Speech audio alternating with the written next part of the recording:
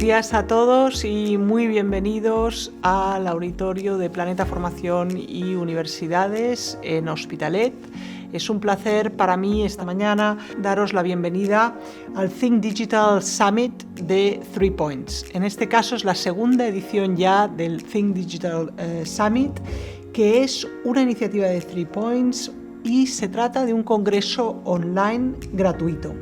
Tenemos ponentes del sector de la innovación y ponentes de máxima referencia en el sector de la tecnología, con los que tenemos entrevistas para poder dilucidar cómo están desarrollándose estos sectores, tanto en temas de innovación como de tecnología. Vamos a debatir, vamos a reflexionar sobre tecnología y vamos a dar respuestas sobre todo a los retos actuales.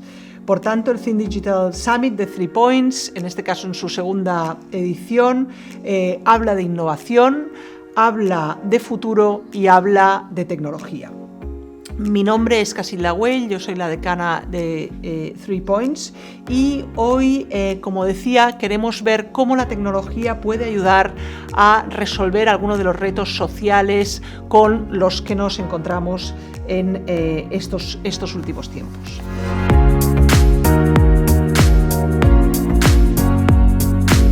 Hoy es una entrevista a una persona de máxima referencia. Vamos a hablar sobre el voto electrónico, la democracia en tiempos de revolución digital, sobre electronic voting, democracy in times of digital revolution. Básicamente sabemos que 2020 ha sido un año de muchos cambios y un año difícil para todos y que han derivado realmente en lo que es una revolución mundial en muchos aspectos, ¿no? Han salido a reducir carencias en muchos aspectos de nuestra sociedad y también a la vez todo ello ha comportado una transformación digital que necesitaba la sociedad para hacer frente a estos retos.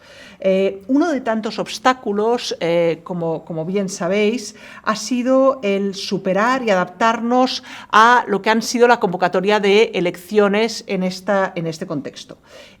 Sabemos puntualmente que en países como España aún no se practica el voto electrónico y esto ha generado en este contexto, como decía, de la COVID de los últimos meses, un gran debate. Por otra parte, sabemos que hay un país en donde ya se encuentra implementado el voto electrónico desde 2005 concretamente, convirtiéndose en el primer país en ofrecer esta modalidad electoral. En este caso se trata de Estonia. Y tenemos el placer de estar hoy con Mariin Ratnik, que es la embajadora de Estonia ante el Reino de España y el Principado de Andorra. Muchísimas gracias a la señora Ratnik por acompañarnos hoy. Bienvenida. Muchas gracias, estoy muy feliz con participar hoy. Pues muchísimas gracias. Ella va a ser quien nos va a comentar con un poquito más de detenimiento cómo se ha desarrollado el voto electrónico en su país y de forma claramente exitosa. Por tanto, ahora pasaremos ya a las preguntas, señora Ratnik, si le parece bien. Preguntas que haremos en inglés para nuestra audiencia del Think Digital Summit. So, Mrs. Ratnik, welcome. It is a wonderful pleasure and honor to have you with us this morning. So, we were saying, as a result of everything the pandemic has caused and the context of last year, we've all learned to modify our habits in several aspects of our everyday life and basically evolve towards a more technological path. Say, for example, remote work, biometric security, smart pharmaceuticals. So at the time when in 2005, how did the idea of voting online come up in your country? What was the context? When and why did you start this process? If you can tell us a little bit about it. Yes, thank you so much. First of all, let me thank you for inviting me and having the opportunity and possibility to talk about Estonian digital society, which includes also internet voting. I just have to make a slight correction here in the sense that we are talking, in case of Estonia, an online voting, meaning an internet voting. That means that you can vote when you have internet, computer, and your ID card. It's not the electronic separate machine that you need or what you have in the ballot stations, which is normally understood as electronic voting. So there is a huge difference. And to our knowledge, nobody in the world uses the internet voting as we do and have developed in 2000, or it's working since 2005 indeed. Regarding to your question, why did we develop it? I have to start maybe a bit going some years back from that year, 2005. We started to develop digital society in Estonia already in mid-90s and end 90s. If you can remember, Estonia regained its independence in 91, so we got, so to say, back our state, which was in bad condition. So we had to had the chance, actually, and possibility to basically build up a state from the scratch. So, and every statehood is very similar, independently if you have small state with little population, or you have big state with lots of population, your obligations as a state are the same. As Estonia is a small state with a little population, we had to think how to be more efficient, how to do less bureaucracy, and work more towards solutions that help citizens without being in straight paper contact with the public services. So it came from the nature that small state with little resources that we had in that time. And as we say jokingly, Estonia's biggest natural resource is their people and their brains. So people came up with the idea, and strongly, for example, in that case, private sector driven, to build up a digital society. So we started to have, for example, paperless e-governance since already 2000. But the main points that we have learned through these steps have been that, first of all, you have to provide an internet to everybody, and you need a political leadership that brings you to that idea that let's do a client-based or citizens-based digital solutions which ease in the life of your own citizens. So, and 2005, creating an internet voting system was kind of the evolutionary, and I point out not revolutionary, but evolutionary step for us to create a system also that helps to people to vote, not going out of their homes. So, but in order to create that, there is one key element that's important in this, is the strong and safe digital identity. What I mean by that is you need to have a system that the person, citizen, has a ID card, that has a system that he or she can be identified online, and you can be sure that this person is he or her, what pretends to be. So the strong digital identity is a key element. That doesn't mean in our case that it's only like electronic ID card that is similar to Spain, but we have also different other systems like mobile ID or smart ID, which is an app, for example. But the main core element is it has two-level verification system that makes it secure and safe. So to have a short answer to your question is that it was a kind of logical step to continue with the basic idea to provide to the citizens citizens-focused digital solutions, but which ease in the life of everybody who lives in the country. So it has been indeed one of the most popular digital services that the Estonian public service have. We have about 3,000, 5,000 different digital services. Since 2005, the internet voting has been used 11 times. Its popularity has grown every time. Last time, the participation rate, that was 2019, was about 47% of people who participated voted online. So, and they voted from 143 different countries from the world.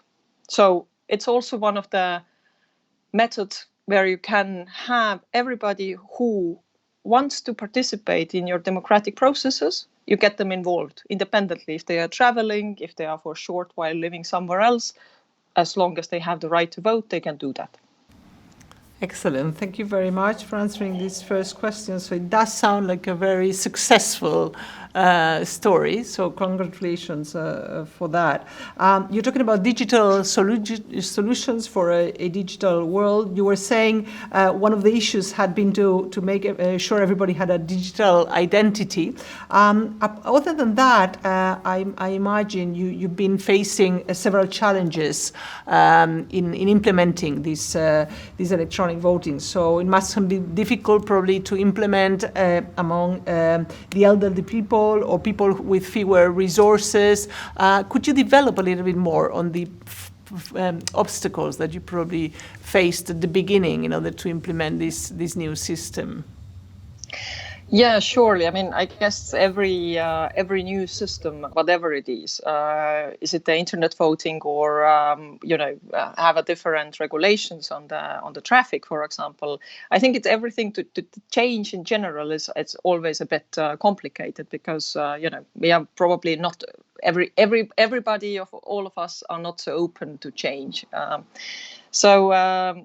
But as the focus and the leadership already end of 90s was very focused about of digitalization in general, then of course the challenges were the same when you pose any different digital solutions in everywhere in the country. As I said before, I mean, one key challenge was, of course, to have access to internet.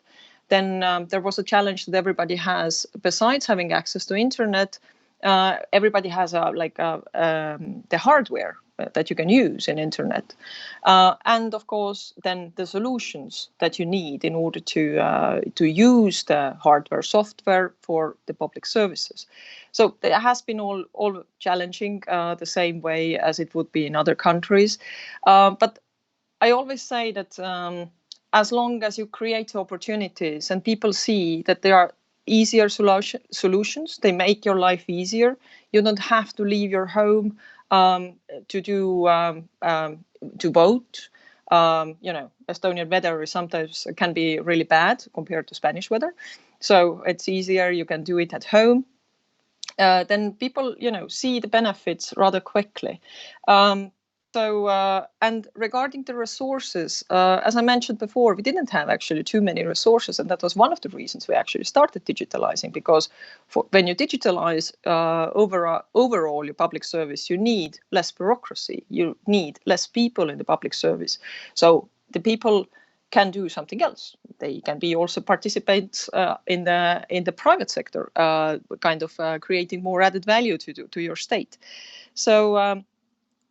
But of course, the challenge remains also for the elderly people. But therefore, the digital voting or the internet voting is not the only solution that we have. In parallel, we have the normal voting as known in general, the polling stations. And everybody can go and participate there because there will always be somebody who doesn't like to use computers or just like the fact that it goes to the voting, to the polling station to give his or her vote, and also provide the digital or internet voting system, because there always will be people who like the traditional way voting and will carry on with it. So therefore, that these parallels will continue. Thank you very much. So quite a few challenges at the beginning, but overall, a very positive results for implementing the electronic voting. Now, if you have to sort of explain us, how has it benefited you as a society now that you have a few years perspective from 2005, and what advantages can you see nowadays? So all the sort of the positive sides to it, if you can develop on that. So I think, as I mentioned before, it's a very popular digital solution that we have. So I think more people are keen to participate of any of the elections. The participation rate of the elections has been rather high, therefore. And I think we have been able to attract more young people also who want to be there, who are keen to vote because it's made so easy. So I think we have a bigger participation, more involvement of young people. Everybody who is abroad can vote easily. And this is also important, I think, when you have your diaspora in different countries and they have the right to vote, then you keep them interested in your public life, in your political life back in Estonia. But it's also, I think, there are wider benefits in general of the digitalization. We are talking here only about internet voting, but digitalization of your public services gives you certain other benefits, which are, for example, transparency, because anything you do in online world leaves a mark. So that means that you have less options to hide, to be corrupt, to commit a fraud. So it's a lot more of transparency, for example. But also it gives you the easiness of doing business for companies, because you can create business online in Estonia. I think the record is 18 minutes. Let's say lasts usually, depending your needs, 2 to 3 hours. But you don't have to go anywhere. You don't have to bring papers to anybody. Or paying taxes is one of the, very popular service as well. About 98% of the people pay taxes online, because it takes me literally 2 minutes and 3 clicks. So there is no hassle. There's a hassle-free communication with your state, with your public services. And if you have, for example, that easiness to pay taxes, there is absolutely no willingness to commit fraud, hide anything. So again, raises the transparency. So I think there are several benefits that all of that brings. Thank you very much for your explanation. Now, how have emerging technologies influenced digital voting in recent years? And we're thinking about things like fake news, deep fakes, cybersecurity attacks, data protection, social media. Could you develop a little bit on this? Sure. I think the biggest question in today's world is, in general, is data protection and how we secure our personal data and so on. So I think this is one of the key elements that we have been working on, particularly because we have basically both public service in general in digital. So we have to be sure that the data of the persons is protected. We use blockchain technology for that in different manners. So we use the principle that I, as a person, as a citizen, I own my data. That means nobody in the public service, the state, cannot see my data, can see the data that I have provided, and mainly is the data, my name, my address, my contact data. That's it. So in the same time, I have different data in different databases, which are communicating to each other. But I, as a citizen, am the only person who can see all of it. So I can decide who sees my data in different databases. So I can say, for example, the medical record, if the doctors see it, or it's seen only by me. If only my family doctors see it, or I allow the other doctors to look into it. So I can click in, click out the rights, which makes myself responsible also for my data, but also the right to protect. And I can see, as I talked about transparency before, that every move in the digital world basically leaves a mark. So I can see in Estonian case, every time that somebody has checked my data, is it police for whatever reasons, another medical doctor, I can see who was it, and I can ask back why somebody did it when it didn't have the need for it. And if it's done in let's say unallowed way, or there has been no need, so I can go against the person. We have several cases that this is not allowed. So it's very transparent for you as a citizen. That's, I think, one of the key elements. But the other that you mentioned, I mean, cybersecurity is definitely one of the growing concern for all the digital services in the world. And regarding e-voting, I think we actually have benefited from the fact that there are so many threats, but we are, since 2007, when we had the biggest cybersecurity attack in Estonia, learned a lot of it, shared a lot of this knowledge, this experience, cooperated internationally.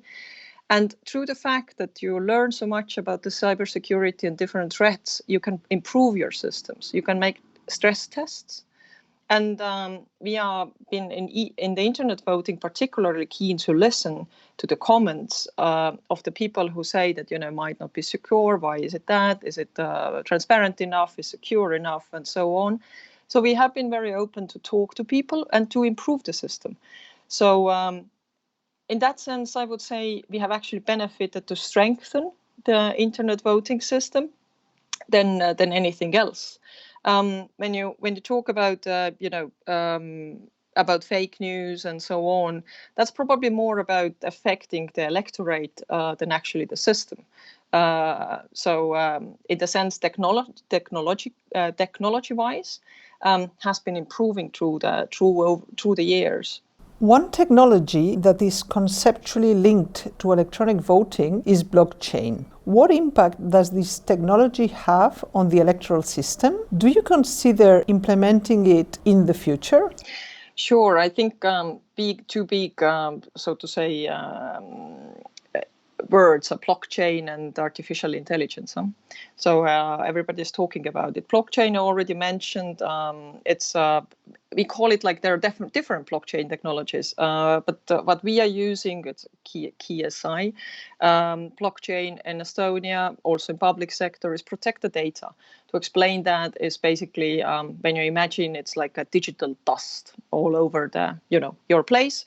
And every time it's shaken or moved, it checks up basically in seconds if the data is the same, if something has changed, why has it changed. So it's a very fast way constantly to be sure that the data that you have been providing, it's the same. There has been no changes. If it's changed, why it changed, and so on. So it detects very quickly about any fraud. We use it in the healthcare registry, property registry, but also in, for example, official journal, which gives the official information of the state and so on. So things where you really have to be sure that nobody intervenes with fake news or whatsoever. And artificial intelligence is definitely one of those which is very interesting and develops very fast. We have since 2019 we call it a CRAT law. It's a mythological figure, the CRAT of Estonian mythology, who people built in the old times in order to do the job for them, to describe it shortly. So we have this is a artificial intelligence strategy that looks into possibilities how to use artificial intelligence in public services. We are currently using that already, helping, for example, in courts to make decisions or follow the traffic to see where the police has to go, where is the traffic density, and so on. So assess the situation, just to mention the few. So, but I think that's really important. Regarding e-voting, e-voting is an internet voting. Uses a cryptography, which is very strong, and at the moment we don't see that we need to change that because it has been functioning and well functioning with any fraud cases. So that probably will continue in the same manner. Thank you very much. Very, very interesting answers to our questions this morning. One last question for you before we round up the interview. What other technological advances do you imagine there may be in the government sector or around it? How do you think new technologies will affect society over the coming years? Yeah, absolutely, because we are using this kind of digital services or living in the digital society basically 20 years now. And I think we couldn't, none of us could imagine it differently. I just give you also some data, because often asked, is that, what is the benefit for the state? So we have made some calculations, of course, don't take the numbers like exactly numbers, but more or less.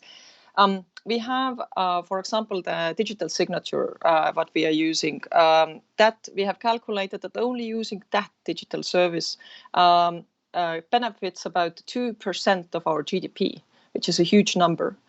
For example, the fact that we don't use papers in our governance system. We are like using about 400 meters papers piled up, like Eiffel Tower. It's the size of Eiffel Tower, 400 meters less paper. And also the fact that people using public digital services gains everybody 2 weeks of time, of working time. Like you have time for something else, free time to do something else. So we have seen a huge benefits of it in general for everybody. But there is also a future, and we are looking very keenly into the future, how to even make it better, because I've been talking about several thousands of digital services in the public sector, but it's not about the numbers or how many you have it. It's actually how smooth and seamlessly they work for a citizen, because all the services have been created with the citizen focus. What is the need of the client, so to say? And we are working already some time of it that it's more automatic. Just to bring you the example, in Estonia, every time a child is born, every person has a digital ID code, so you get it automatically. When your child is born, there is an ID code, and you are identified by that. So if this is created automatically, why should, for example, the parents apply for social benefits that they have the right to from the state? So state can say, we see there is a new child born, so you are liable for these kind of social benefits. Please tell us your bank account, we will transfer to there. Or, for example, look, there is a question sometimes about the kindergarten places of school. So the things can be created more automatically if people wish so. And having it more easy to even in the future, because you don't have to go and apply for it. It could be done even more automatic. So that's what we are working into it, that it's even simpler and seamless for everybody. Mrs. Ratnik, thank you very much for being with us this morning and for this very interesting interview. It was a pleasure to have you with us at the Think Digital Summit of 3 Points. Muchísimas gracias a todos vosotros por acompañarnos esta mañana para hablar sobre el voto digital, democracia en tiempos de revolución digital, una de las entrevistas del Think Digital Summit de esta segunda edición que ofrecemos desde 3 Points. Os esperamos a todos en la próxima edición y muchísimas gracias por estar con nosotros.